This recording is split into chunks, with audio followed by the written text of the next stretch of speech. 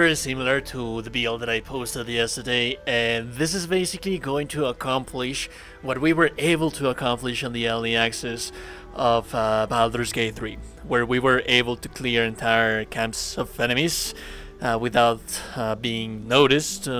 So yeah, also this is going to be able to allow us to use the assassin as well, because of the traits and the things that we are going to have right here. So we're going to have lots of critical damage potential, lots and lots of critical hits, and we are also going to be able to kill camps of enemies, groups of enemies, without them noticing. All of that is going to be on timestamps section for you to be able to jump to whichever section you would like to go to. But one little thing that it is going to be kind of a bummer, I should like to say, is that it's going to take quite a while for this build to really start to shine. And the main reason for that is that, well, as with any multi-class build that you have, it always takes quite a while for you to complete them. So yeah, you could say that this is an endgame build. It's not that you cannot use this thing to level up, it's just that it's going to take a little while to be established on itself.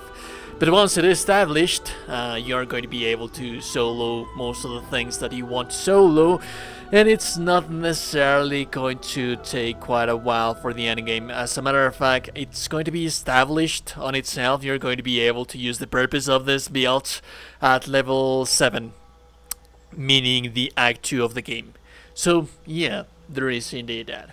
That being said, let's begin with the leveling of our builds, and we're going to be beginning with our ranger right here for the longbow proficiency. If you do not want to begin as ranger and you instead want to begin as rogue first to be able to be a little bit more roguish at first, you can either take a wood elf or some different class that has proficiency with longbows.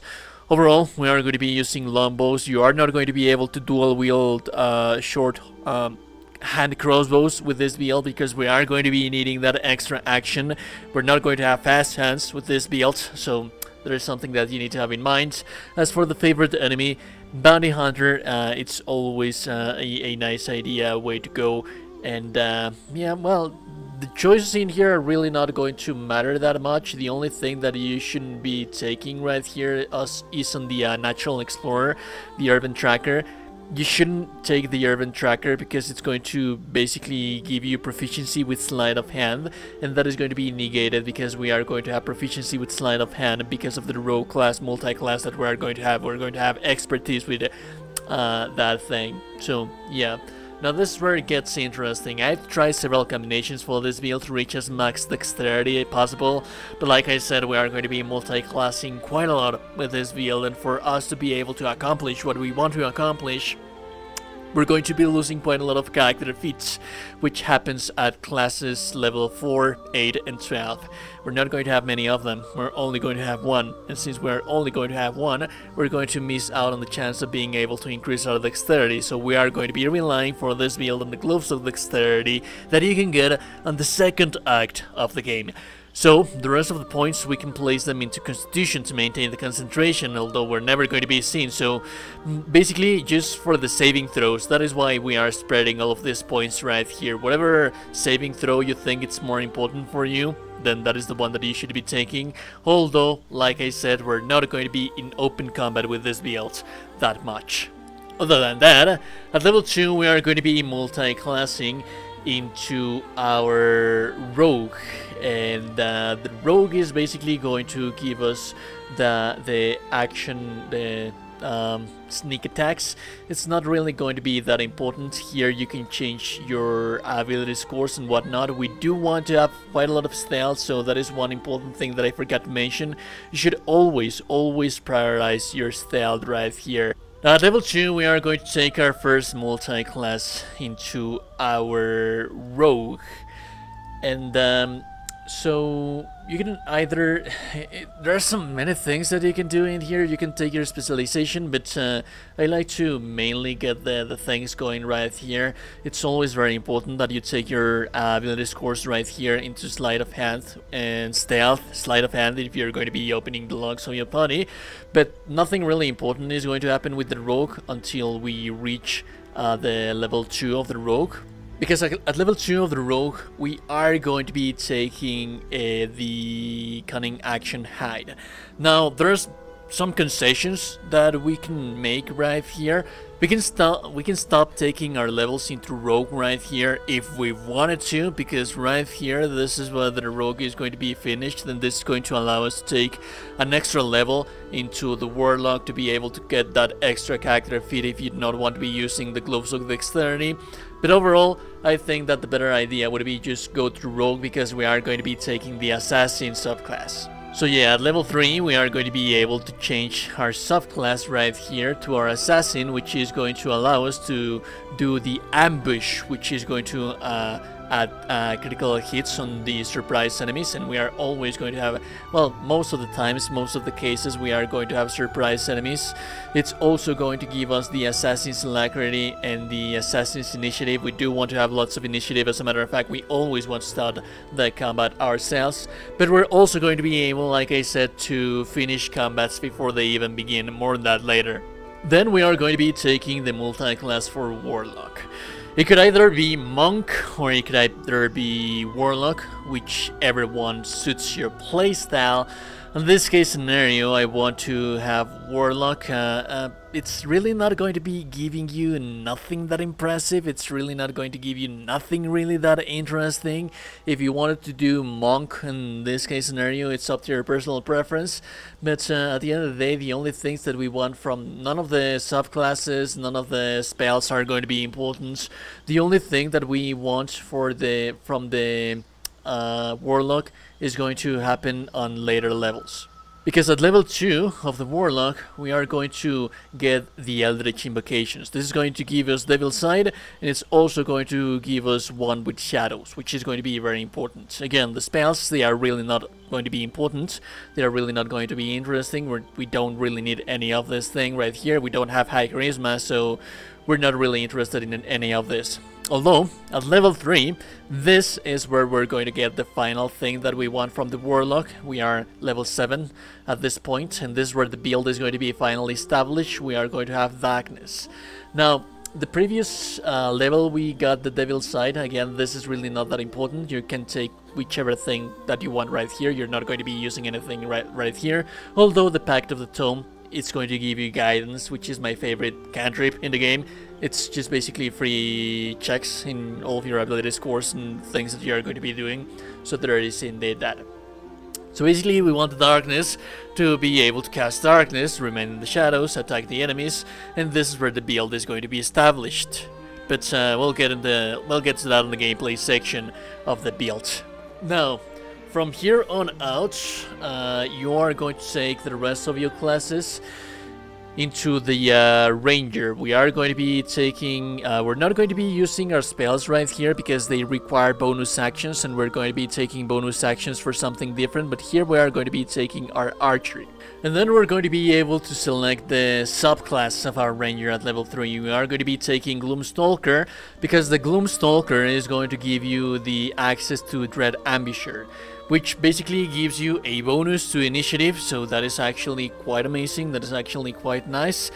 But also, at the beginning of the combat, you are going to be able to do one extra attack, meaning if you do not have a hasted character, once we reach this guy all the way to level 6, which is going to be a level 12, we are going to be able to do 3 attacks in a single turn without the necessity of having a hasted character. But that is just going to happen on the first turn. So if we kill as many enemies on the first turn, it's always going to be amazing. But like I said, it's just maximizing the build a little bit more, but none of this thing is going to be really that important. You'll see why on the gameplay section of the build. Now at level 4, from our ranger, we are going to receive our feats, so it's actually going to take quite a while before we actually take the sharpshooter. This is going to be all the way until level character 10, I think. We are going to receive our sharpshooter. This is going to give us a native 10 points into damage for our bow, so that is actually going to be quite amazing. And we are going to receive a penalty on our attack rolls, but we have so many advantages that all of that is going to be negated. So it's just basically free damage, and the downside is going to be nothing. And then at level 5 ranger, you are going to receive the extra attack right here. The extra attack, this is where the build is finished. It took actually quite a while. You also have Dark Vision right here that you can cast, but it's really not that important. I usually like to go with Speak with Animals. Yeah, so the final thing that we can do right here, it's going to be depending on to your personal preference. I would advise for you to go Ranger. You can either go Warlock or you can take a little extra point into Rogue. This is going to allow us to add an extra feat in here. We can take the ability improvements. We can, at this point, since that was a hell of a ride, at this point we can respect our character a little bit, and if you respect your character, it's going to look something like this. You can change, you can respect at this point because you are going to have access to the extra ability improvements of being able to level up to level 4 either with the Warlock or the Rogue. For the Ranger, we just wanted to have that extra attack and also have the Ambusher to be able to kill enemies on our first turn a little bit faster. But now we are able to reach our dexterity to 18. We can get rid of the dexterity globes to be able to use something that is going to add dices of damage or give us attack rolls on or just dices of extra damage. So this is how your ability scores would look like if you respec at level 12. Now for the itemization, we want to have very specific things. We want to have light armor. We do have access to medium armor, but we want to have light armor because it's going to give us a +1 bonus to our stealth checks. That is actually going to be quite important. We are going to be doing stealth checks during combat, regardless of our darkness that we're going to have. We have the covered cowl, which is going to increase basically the critical hit and also the Shade Slayer cloak. This is going to increase the critical hit chance as well. The one more important thing that we are going to have right here is that we are going to be using either the Gloves of Dexterity when we are leveling up, and once we are level 12 we can change those for the Dark Justiciar Gauntlets, which is going to give us a 1d4 necrotic damage dice roll. Then the Killer Sweetheart, we are going to be using this little thing right here to get critical hits on demand, and then that combos with the Surge and Subjugation, which is going to paralyze enemies, allowing us to deal more and more critical hit damage to them. Usually we want to focus the elite enemies first with this thing and just kill them right here. Now the one thing that you can change around here, if you want a little bit more damage, you can take the Strange Conduit ring right here. You're always going to be concentrated, so in your darkness, so you're always going to have that extra 1d4 psychic damage dice. But also the Smuggler's Ring, it could be a nice choice. As a matter of fact, I prefer to take this thing instead of the other one to be able to bypass my stealth checks. The stealth checks is going to allow you to kill enemies before even starting combat. So that has been said, how is this build going to work? Ideally, you are going to cast your darkness. Since you have your levels into Warlock, you have the devil side, you are going to be able to deal damage to the enemies regardless of that. The enemy is not going to be able to see you inside of the darkness, they are going to receive penalties. But also we are using the last known location mechanic, which is the ghost that you leave behind. The enemy needs to go to investigate whenever you enter into hiding, and since they can't see the ghost of the last known location because it's hidden in the darkness, the enemy is never going to be looking for you. So you are just going to be standing in there and killing enemies, dealing critical hits, dealing critical hits at the start of combat because of your assassin, and basically killing everything without them really noticing who is inside there of the darkness. So yeah, you have that ranger character. You can also have melee attacks, but I advise for you to be careful with them because they are going to be using the bonus action. We are basically going to start the combat hiding, we cast the thing, we attack, go back into hiding because we have the extra action for hiding.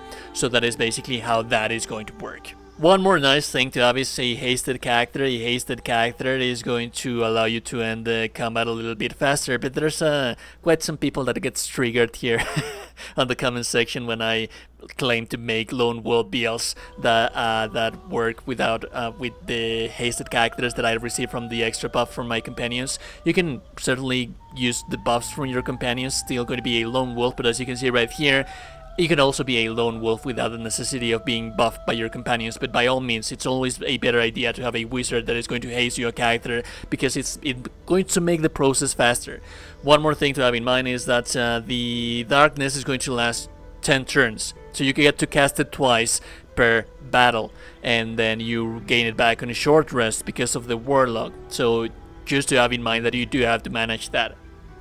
On the other hand, if you want to kill the enemies before the actual fight starts, you are going to be relying on stealth checks. What you want to do is that you want to enter turn-based combat without the enemy noticing you first. You're going to cast your Darkness of Shadow right there, and then what you want to do is just start attacking the enemy. What is going to happen right here? The enemy is going to actively start looking for you, but since you are in the darkness, they are going to have quite a bit of an issue trying to find you. The thing is that each time you attack, you are going to have to perform a stealth check. Since we have so much stealth, as you can see right here, we can bypass all of our stealth checks, and it's not going to be that much. It's not going to be that difficult to pass them, because usually when they try to look for you in the last known location mechanic, they are going to make you pass like 5 stealth checks in one single turn. In this case scenario, it's really not going to be that much, and since we do have quite a lot of high stealth, we can use this method to kill the enemies as fast as possible. One final note to have right here is that there are enemies that have the dark vision, such as you, such as yourself, so you want to be using your stealth checks. That is why we have our stealth so high, to be able to bypass all of those enemies, and whenever you encounter them, you should always be aiming at them first. It's very easy to find them, it's very easy to kill them in the first turn, because you are an assassin, you have lots of critical damage, and you can kill lots of people in the first turn of the combat. But one thing that you do want to do is kill them first, for them not to be a hindrance, because they are the ones that are going to be trying to find you inside of the shadow darkness that you have right there. Anyways, if you like the content, so like and very super appreciate it. No one has told you today that you're a gorgeous and beautiful person. You are indeed a gorgeous and beautiful person. I will be seeing you goddamn gorgeous and beautiful people in the next one. Have a beautiful day, and goodbye.